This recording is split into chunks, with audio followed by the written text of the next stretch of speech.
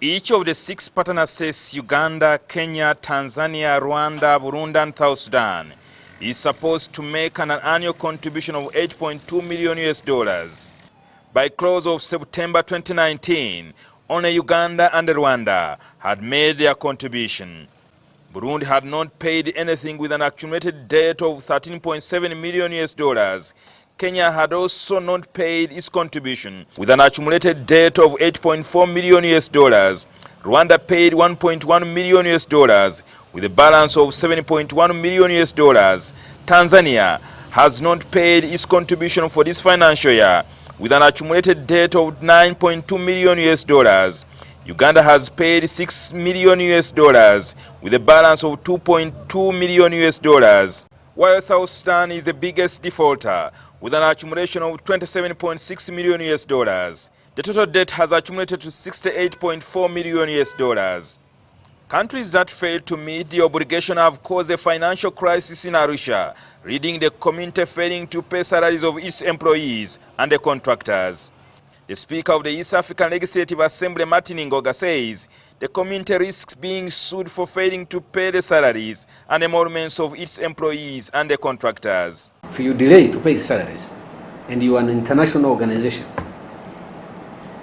pay a salary of someone you chose to employ,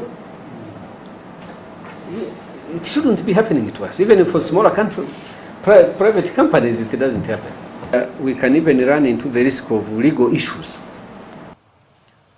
Ngoga, who appeared visibly frustrated by the state of affairs, says he is stuck and the situation demeans his stature of the Speaker, as he and several community employees are working without a salary.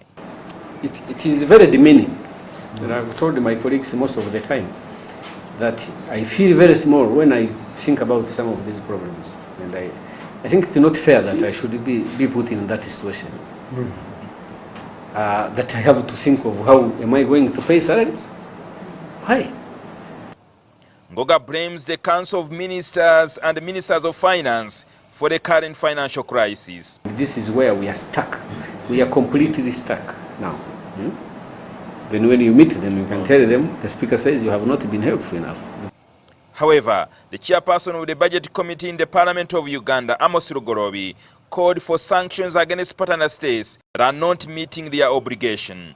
We should find a way, of sanctioning them, as it is in other global or regional institutions. The sanctions that we put in our laws should not just be there for the sake of it. Earlier on, the East African Civil Society Organizations Forum petitioned the Assembly seeking to invoke Article 143 and 146 of the East African Community Treaty. These provisions calls for suspension of a member state. They want to sue partner states to seek legal interpretation whether the defaulting states should not be punished.